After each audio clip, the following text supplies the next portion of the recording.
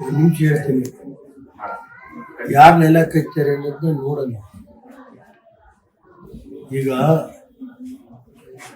ರೇವಣ್ಣನ ಎದುರಿಸ್ಬೇಕು, ಈ ಜಿಲ್ಲೆ ರೇವಣ್ಣ ಕುಗ್ಗಿಸ್ಬೇಕು, ಏನೇ ಹೇಳ್ಬೇಕ, ಯಾರಿಂದನೂ JDS-ನ ಮುಗ್ಸಕ್ಕೆ ಯಾರ ಕೈಲೂ ಅವ್ರ ಕನಸು ಏನಾದ್ರು ಮುಗಿಸ್ತೀವಿ ಅಂತ ತಿಳ್ಕೊಂಡು ಬರ್ತೀನಿ.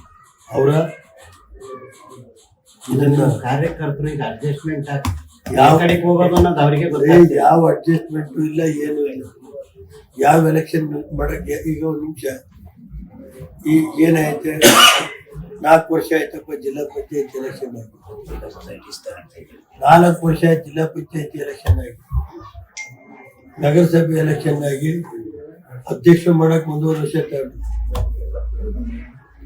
ಕಾಂಗ್ರೆಸ್ನ 1 BJP 2 ವರ್ಷ ಮಾಡಿದ್ರು, ಇವ್ರು 1 ವರ್ಷ. ಕಾಂಗ್ರೆಸ್ನವರು ಜಿಲ್ಲಾ ಪಂಚಾಯತಿ ಚುನಾವಣೆ ವಿಳಂಬಕ್ಕೆ JDS ಕಾರಣ, ಕ್ಷೇತ್ರ ಪುನರ್ ವಿಂಗಡಣೆ ನೆಪ ಇಟ್ಕೊಂಡು ಕೋರ್ಟಿಗೆ ಹೋಗಿದ್ದಾರೆ. ನಾವ್ಯಾವುದು ಮಾಡಿದ್ವಿ, ಯಾಕೆ 2 ವರ್ಷ ಆಯ್ತಲ್ರಿ, 2 ವರ್ಷ ಆಗಿ ಕ್ಷೇತ್ರ ಪುನರ್ ವಿಂಗಡಣೆ ಮಾಡಿ BJP ಕಾಲದಲ್ಲೇ ಕ್ಷೇತ್ರ ಪುನರ್ ವಿಂಗಡಣೆ ಆಗಿದ್ದು.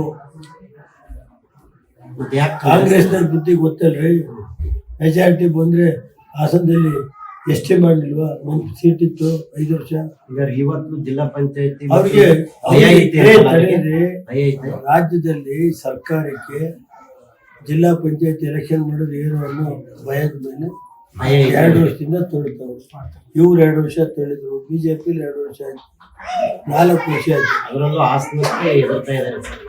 ನಾವೇನು ಹೆದರಿಕೆ ನೋಡೋಗಿಲ್ಲ, ಯಾವ ಚುನಾವಣೆ ಕಾಂಗ್ರೆಸ್ನವರು ನಾವೇನು ಯಾವ ಇದಕ್ಕೆ ಯಾಕೆ ಏನು ಹೆದರಿಕೆ ನೋಡಿದ್ವಿ. ಈಗ ಹೋದ್ ಸಾರಿ ನಮ್ಮ ಪಾರ್ಟಿ ಹೋಯ್ತಲ್ರಿ, ಬಂದು ನಮ್ಮ ತೆಪ್ಕೊಂಡು 14 ತಿಂಗಳಲ್ಲಿ ಹೋಯ್ತಲ್ಲ, 14 ತಿಂಗಳಲ್ಲಿ ಹೋದ ದಿವಸದಿಂದ JDS ಮುಗಿಸ್ಲೇಬೇಕು ಅಂತ ಹೋರಾಟ ಮಾಡಿದ್ರು. 14 ತಿಂಗಳಲ್ಲಿ JDS 14 ತಿಂಗಳು ಕುಮಾರಸ್ವಾಮಿ ಸರ್ಕಾರ ಹೋದ್ಮೇಲೆ ಈ ಜಿಲ್ಲೆಯಲ್ಲಿ ಕೆಲವು ಕಾಂಗ್ರೆಸ್ನ ಮುಖಂಡರು ಈ ಜಿಲ್ಲೆಯಲ್ಲಿ JDS ಮುಗಿಸ್ಲೇಬೇಕು ಅಂತ ಓಡಾಡಿ ಏನಾಯ್ತು ಸರ್? ಸ್ವಲ್ಪ ತಡೆದಿ, ತಾಳ್ಮೆಯಿಂದ ಹೇಳಿ, ಟೈಮ್ ಬರುತ್ತೆ, ನಡೆಸ್ಲಿ ಅವ್ರ ಚುನಾವಣೆ. ಯಾವುದೇ ಚುನಾವಣೆ ನಮ್ಮ ಪಕ್ಷದ ಕಾರ್ಯಕರ್ತರು ಸನ್ನಿಧ ಆದ್ರೆ ಕಾಂಗ್ರೆಸ್ ಬಗ್ಗೆ ಸರ್ಕಾರ